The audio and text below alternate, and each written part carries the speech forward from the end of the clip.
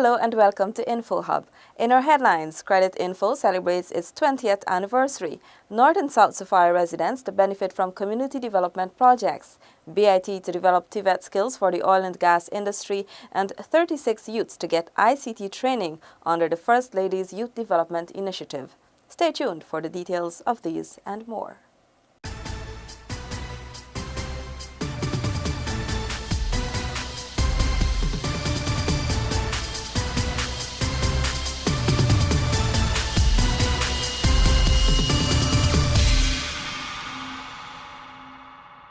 Thanks for staying with us. We start by telling you that Credit Info's Credit Bureau and Information Services around the world are celebrating their 20th anniversary today. Credit Info Guyana has been in existence for the last 4 years.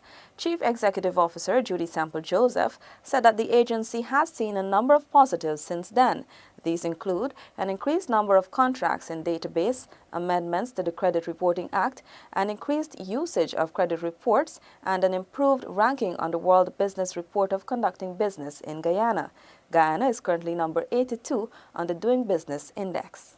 In other news, the Central Housing and Planning Authority, in collaboration with the Inter-American Development Bank, will embark on a series of infrastructure and developmental works in Sofia under the Road Network Upgrade and Expansion Program. Gabriela Patram was there and brings us this report. Initial consultations were held at the Sofia Primary School. CHMPA project engineer Randolph Hunt said that the program is geared at improving lives through improved facilities in the community and enhanced economic growth. He highlighted some of the proposed works to the community. These include roads and sidewalks construction, street lights installation, upgrades to community grounds and buildings, and subsidies for the construction of core homes and home improvements projects. The program focuses mainly on the rehabilitation or construction of new roads. That would be approximately 17 km of new roads. That is equivalent to roughly 55,000 feet of road within the community. InfoHub also spoke with some of the residents from A and B field on their thoughts of the new development for their community. Well, let me say straight off the bat, in my opening remarks, I complimented the government for the initiative taken in terms of addressing the concerns of the people in this community.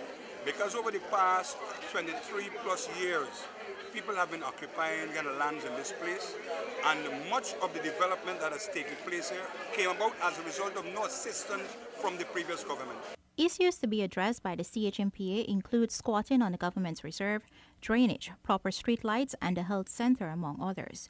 CHMPA Senior Community Development Officer Donald Best Bascom told the residents that the documents are being finalized and the contracts will be signed by December of this year, with works commencing in 2018. Gabriela Patram for InfoHub.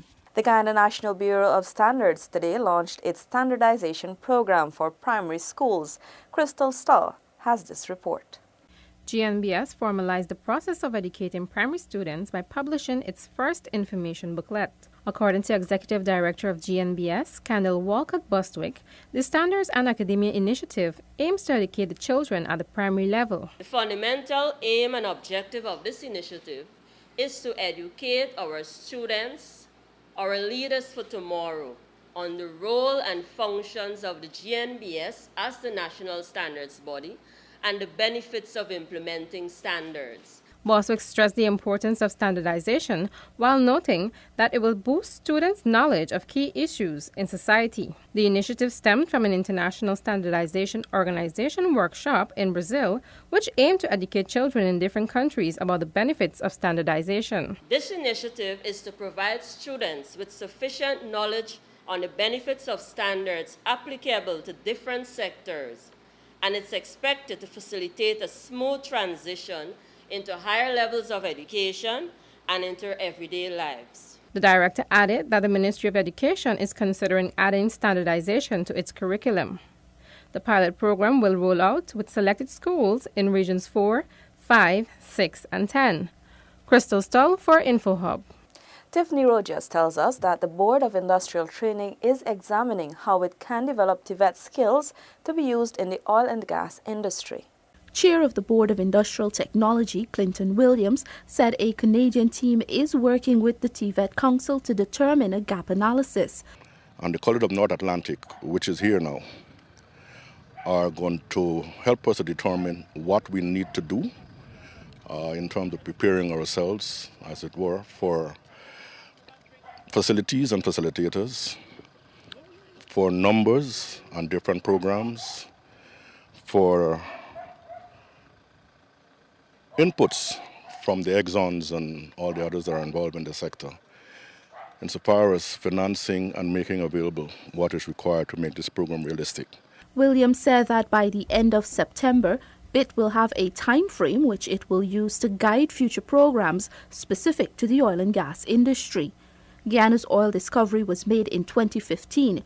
Currently, the country is preparing for oil production in 2020. For InfoHub, Tiffany Rogers. And 36 youths will participate in an ICT workshop facilitated under the First Lady's Youth Development Initiative.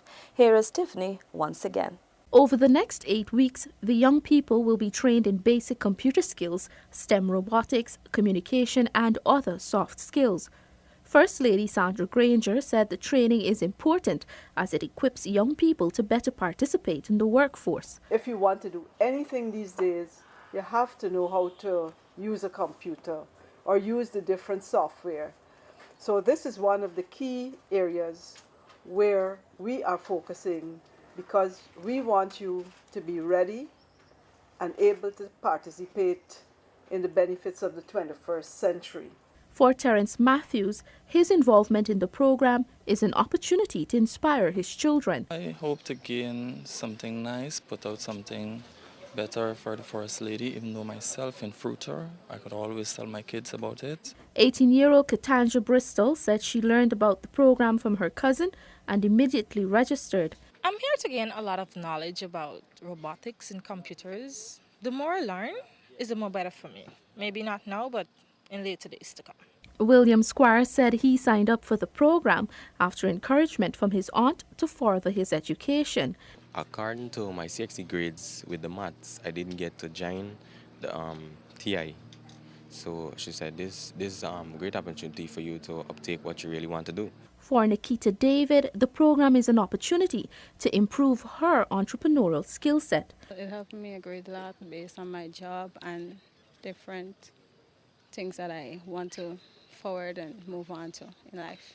Participants in this program are drawn from the Eccles Agricola community. The training is being conducted by the Board of Industrial Training at the Eccles Skill Training Centre.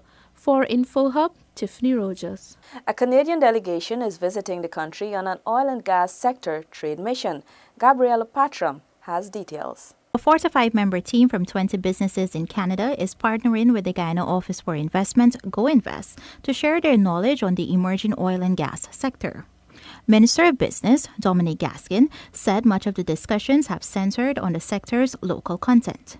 He told the Canadian delegation that the government is satisfied with the progress made so far in the sector, but there is always room to learn more. We want to see that progress continue, and we want to see oil being produced by 2020 as per schedule. And the reason we want to see all this happen is because we understand the transformational nature of this project. Treasurer of the Board of Directors of the Newfoundland and Labrador Oil and Gas Industries Association, Mike Critch, noted the Eastern Canada has developed their production over the last 25 years and is happy to share their expertise with Guyana.